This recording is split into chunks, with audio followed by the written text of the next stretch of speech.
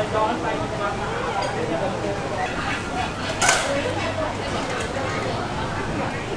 ำไม่ได้แล้วอาจจะเริ่มจำไม่ได้แล้วแต่ก็จะมีอยู่แค่อยู่ตรงนี้ซึ่งยังเป็นกรรมวิธี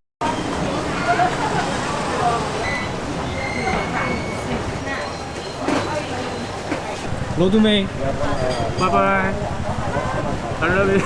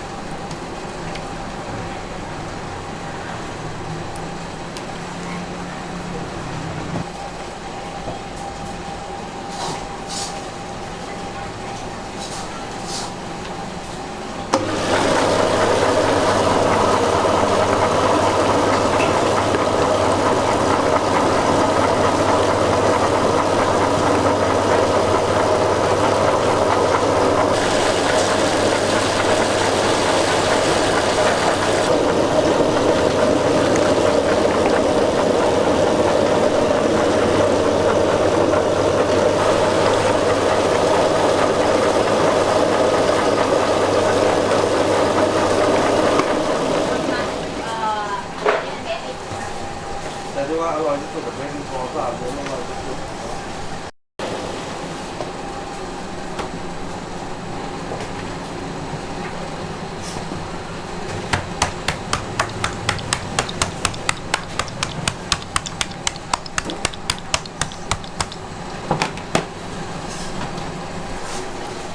ที่คนจีนเนี่ยขายปลาเขาอยู่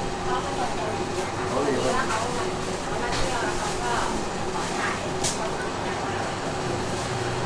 ดูเอง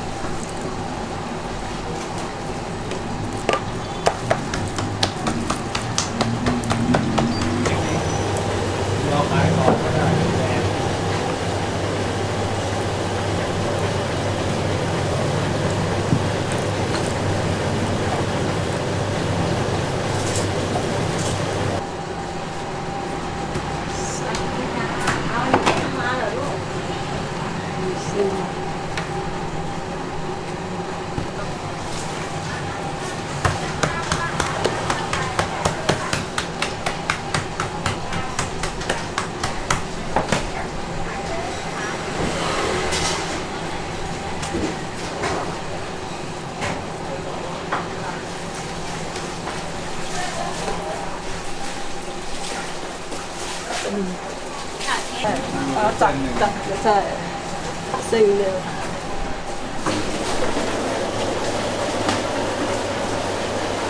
สิ่ง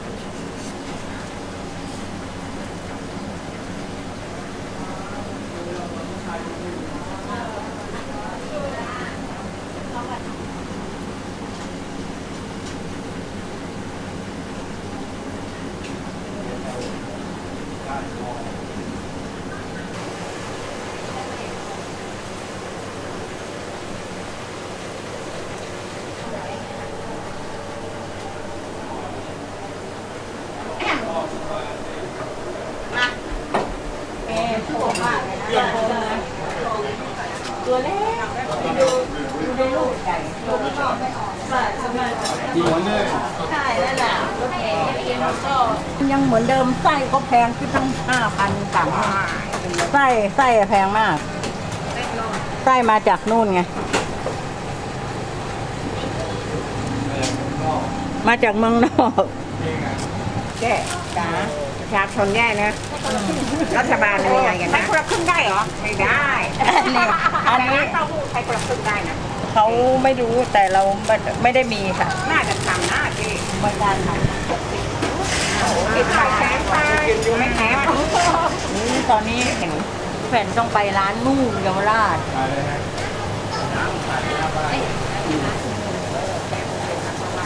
แม่ตู้เย็นก็ไม่ต้องจับเลย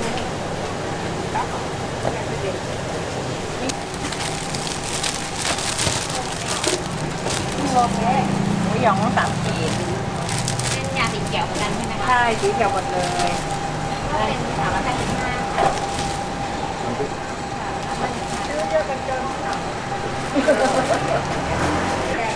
เตาถ่านอันนั้นก็อร่อยอันนี้ก็อร่อยมัน แล้วแต่ คน แล้ ละ วแต่ อย่าง ชอบอ่ะ แล้วแต่จะชอบ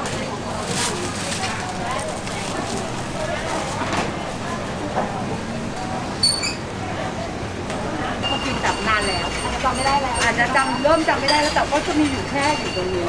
ซึ่งยังเป็นกรรมวิธีแบบโบราณ 로드메이 바이바이 I love you